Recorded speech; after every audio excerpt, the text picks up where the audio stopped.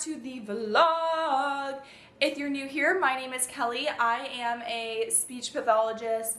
I specialize in working in the hospital with adults, but today I'm also going to be working, I am going to be working as an outpatient therapist. I work outpatient about a day and a half each week now with my new job, and I figured it'd be a great day to bring you along. I know I just did an outpatient therapist day in the life vlog, but today I'm by myself. I'm officially done training with my new position, so I thought I'm gonna bring you along because it's gonna be an interesting day. I have some interesting patients I'm gonna see, a new eval, and also this facility that I'm working with, this outpatient clinic, is so nice.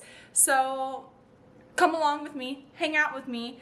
Let's get this Tuesday started.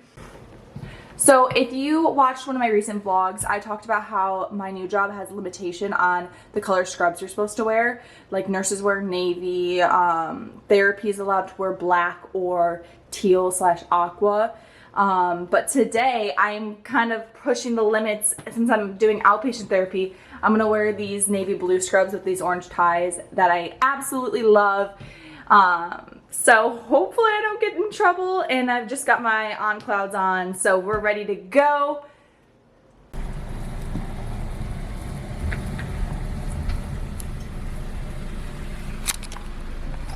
Good morning. Hi, what's your name? Kelly. Kelly, alright. Did you want a straw today? Yes, that'd be awesome. Alright guys, so happy, fast, delicious. I got a large, and I got a, goodness, what did I get? I got a shaken espresso with a cinnamon stick, honey, 2%, and this whole thing, they were doing like a promo, so this whole thing cost me $2, but on the app it's a $7 drink. So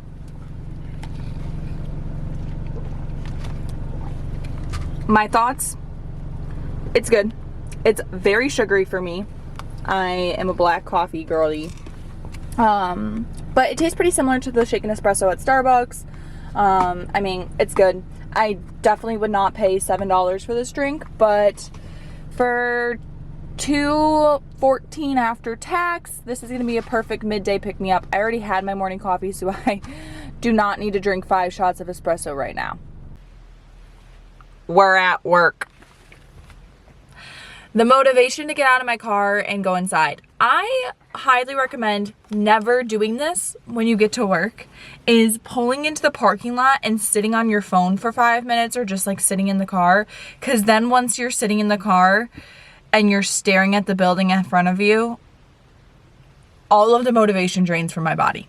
So don't do what I'm doing today. I try my hardest to never do this, but today I just did it because I got here a little bit early, because it's a farther drive than typical drive to work, so I had an extra couple minutes to spare, and now I'm regretting it. But I need to go into the building. I'm going to show you a little sneak peek of the building and my office space, so let it go. Alright guys, so I just did my first patient. It was a 45-minute treatment session. He's come for an evaluation and then one previous treatment, and then has been on vacation, so we haven't seen him in a while. What we're focusing on with him is he's having some cognitive linguistic deficits with his dementia and history of strokes. So something that I was working on with him today is going through this, the assessment of language related functional activities. A really great assessment when we're talking that we're trying to target things that are functional for our patients. Some of the sub-tests that I found that this is like super useful is that it goes through like counting money, telling time, addressing an envelope, solving daily math problems, writing a check, balancing a checkbook, using a calendar, doing medication, reading, using the telephone, writing down a voicemail, important information from a voicemail. So it takes a look and does functional tasks and evaluates functional tasks, so you can see how your patient is going to participate in those tasks at home. And then also, which I thought was interesting, it has timing involved. So how long does it take for your patient to write on a check, or what is, how many times do they need a voicemail repeated to them in order to hear and process the information. But yeah, that was just a little bit, and then we did together, and then we did some reading and recall and memory strategies with an article about bees. Bees are pretty cool. I feel like it's hard sometimes to pick out articles to read with your patients when you're working on memory and fine details and fluency reading, but I try to pick articles that are like harmless and that aren't going to bore patients, but also aren't going to be like, I don't know, completely outside their interests. So in my opinion, bees are pretty harmless, and how can you be offended by bees? So we read about bees today, interesting things.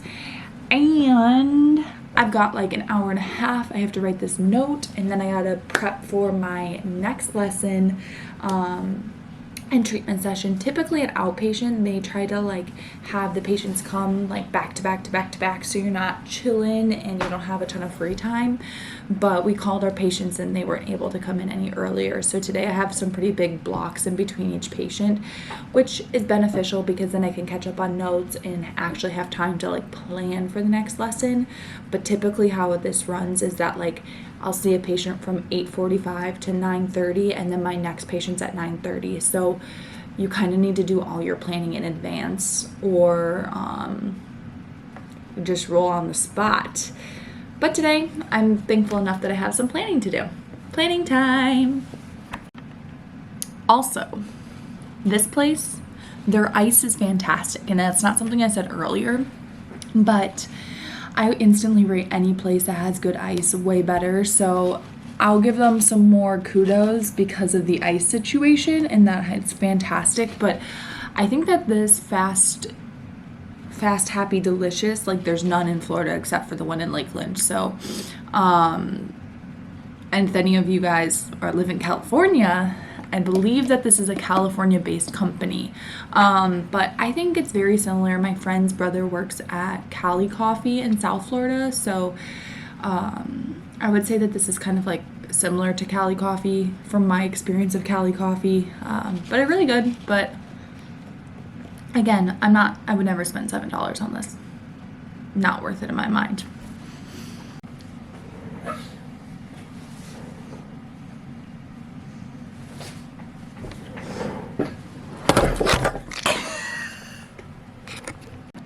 Well, what I was going to say before this fell is that it's lunchtime. Today's lunch is the same lunch for the last 2 weeks. Yum. Ground turkey with rice and frozen vegetables. It's nuclear hot right now, so I'm stirring it up to cool it down. But I only have 3 patients today. It's a pretty light caseload. Typically we have a lot more. But I just saw my second patient. She is coming. She just has kind of advanced aging, memory loss going on, and she's relatively young for this to be happening. I mean, she's still elderly, but like young in the elderly spectrum. So something I'm working with her is, her name's on this, but I started to do a memory book about her family and her life. So what we started today was just a personal memory booklet is what they call. So we talked about her birth, when she was born, where was she born, what hospital, any childhood nicknames, her thoughts on the childhood nicknames, her parents, what they did for a living, where they worked, when they got married, any information, how they met, her siblings, anything she remembers from childhood about her siblings, their birthdays, just things like that. Her values, her beliefs, her childhood, where she grew up. What is wrong with me? Okay. I was trying to balance my camera on my stand on these gloves because then it was going to give me a higher angle, but we're just going to have to vibe like this. Oh gosh. Okay. Anyways, So that's what we did together. We just started her booklet today. The PDF that I have saved on my computer is like 30 something pages, and then it also gives them an option to, like, when we're done with this, like, or they could bring the photos in, but put photos in so that she has pictures of her parents, pictures of herself, pictures of her dogs, things like that. So that's what I did with my patient. We're also doing a lot of like calendar and memory cues and just remembering the date and orientation and keeping track of like daily planning. So I kind of love those patients. It's just like a feel good, building up their history, talking about how they grew up, talking about memories, talking about their, family tree and their grandchildren and their great grandchildren. So that was a great session, super fun.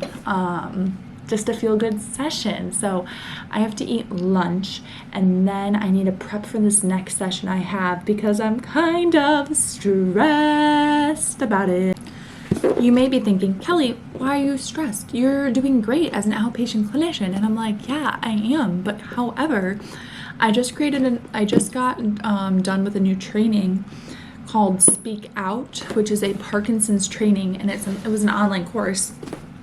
I feel great about what I learned from the course, and I feel confident that like I can do it, but I haven't yet done a new eval for Speak Out. So today we're doing it. We're doing a new eval for Speak Out, and I'm stressed because I've never done it by myself before with a patient. Speak Out is a voice program with the Parkinson's Voice Foundation. It's all about speaking with intent for Parkinson's. And I'm very excited. I'll talk more about it once I'm done with the patient and recap how the session went. But it's a great program for people with Parkinson's to get their communication stronger and just start living with intent and speaking with intent.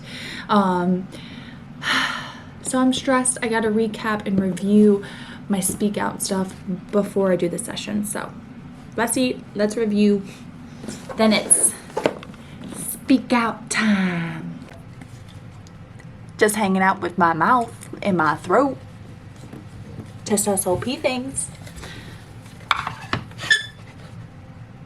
Okay. Guys, it went well. That whole anxious Kelly about who knows what, it was fine. I just had to do a voice assessment basically to get a voice and motor speech assessment to get like an idea of their loudness and how she's speaking at baseline, and so that we have some baseline measurements to then start the Speak Out therapy. So the anxiety was for nothing, and then I have to have some anxiety once we start therapy with her, but that's a problem for another week. It went really, really well, and we just talked, and yeah, so now I have to write her evaluation. I used the NDAT motor speech platform. I also used the voice handicap index, and then throughout the whole session I was monitoring her loudness variability using a decibel meter. So she was speaking more at like a 60 decibel versus like normal speech. We want it cranked up. So we are definitely a good candidate for Speak Out. She has done it before, and our biggest hesitation with starting Speak Out with her is that she was kind of iffy with complying to the previous protocol. So hopefully this time she'll be compliant for the intensive protocol of the training process. And then she also hasn't been doing any of the exercises outside of therapy since her last treatment sessions. So we really need to stress the importance of adhering to the intense therapy and also the post-therapy and outside work that she has to do and attending loud crowd. So Speak Out is a great program, like I said previously, with the Voice Parkinson's Project. It just targets the problem with Parkinson's, that they're at a huge risk for not only swallowing difficulties with their degenerate disease, but also speech issues. It's kind of the difference of that they have all the ability to still speak clearly and with intent, but instead for someone with Parkinson's, they have to think about it, and they daily have to make the choice and the thoughtful process to speak with intent, versus me, for an example, is I don't have to think twice about my speech. So the idea is for them to speak with intent, with purpose, to speak over my head, with all of these verbal cues. Then as a side effect, that their speech will be more intelligible, their speech will be clearer. Kind of how the process works is that they go through like a 12 session intensive therapy, and then after that, once they can graduate from therapy, they then attend weekly speak loud crowd sessions in the community. And then they also do their daily activities. So they'll get a book that they have at home that has warm-ups, that has daily activities for them to do, and then after a 6-month period, they'll come back to make sure that they are continuing using their speak with intent. That's all I really got. I'm trying to see if this pamphlet that I have here has other information. So, from the Parkinson's Voice Foundation, it says, this program emphasizes speaking with intent and converts speech from an automatic function to an intentional act. Upon completion of Speak Out, patients transition to the loud crowd, which is basically just a group of people who have Parkinson's who are using their Speak Out training to continue having it monitored by an SLP who leads the group. And then they also make friends in the group, and they talk and they go through their exercises and then have discussion on different topics. So that was my day. That was my day. I need to go write these notes, and then I need to get out of here and go get a pedicure. And that's a wrap from the office today. We did it. We did it. We did the outpatients. Okay. I am headed over to my boyfriend's parents' house. Me, his sister, and possibly his mom are going to go get pedicures today. I have a bachelorette party this weekend at the beach, and so my feet after Ironman need some TLC. The dead skin have to go away. No one wants to see that at the beach. They just totally got beat up on the race, so I am excited to pamper myself and spend some quality time with them. But yeah, I'm so happy work is done. Guys, I just had like 7, oh my gosh, ouch, my life right now. I just legitimately had like 7 like near-death experiences. I need to get this. You're on my couch right now. Okay. I had dinner with Jonathan's parents and his sister, and then I was like, okay, time to go home. I had like 45-minute drive home, and oh my gosh, it was literally the worst 45 minutes that I've had in the longest time. It was storming, and I don't mean like raining hard. I mean like I couldn't see unless I had my brights on and my window wipers going full speed. And then I'm out. It's like basically back roads to get to my house from their house, and I'm out in this patch of like farmland, and all I see is lightning strike, lightning strike, lightning strike, lightning strike. Lightning was striking so close to my car that my vision would go bright white because it was so close, and the lightning was like, and I'm in this back road in my little sedan. And then if you look in the street, when you can see the street, you know that the sides of the street are just like waterlogged, and if you like are gonna hydroplane if you're going too fast. So I'm just death gripping like a grandma to my steering wheel for 45 to 50 minutes as I'm going through a literal lightning storm. And then I finally get to like 10 minutes outside my house. I hit my town, and I'm sitting at a red light, and all I'm seeing is lightning, lightning, lightning, lightning, lightning. And I'm just like, I need to get home so badly. And I'm just death gripping white knuckles, and I just praying to God and begging God to get me home safely. And I finally got home. But I had a great day, and this was the most chaotic, stressful. I literally don't want to be exaggerating, but near-death experience. You don't mess around with lightning. It was everywhere. I mean, like, I don't know how many lightning strikes I saw, but I saw 4 lightning strikes that was so bright that my vision went white. So if that has to say anything about the storm I just drove through. Oh my gosh. I was gonna stop off at the gym and go on a treadmill walk for like an hour before I like wound down, but like I'm not leaving my house. I'm gonna go take a shower and just take a warm shower and relax, because that was just absolutely insane. Oh my Lord. Alrighty, I showered. I'm gonna eat this cupcake as a reward of surviving that car ride.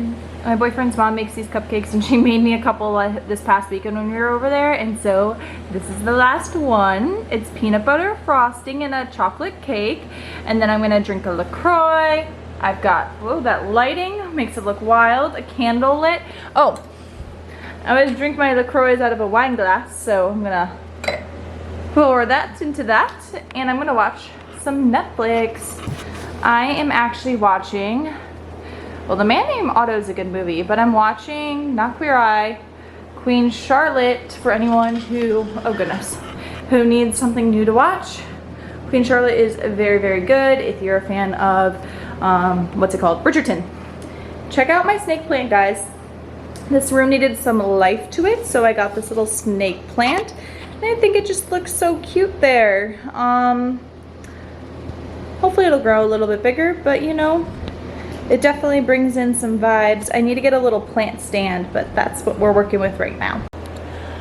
On that note, I'm gonna call it a night. I'm gonna turn on this show and just relax and calm down. I feel so much better after a hot shower and just washing my face, washing my skin, relaxing and just soaking up the goodness of a hot shower and just being very thankful that I got home safe tonight.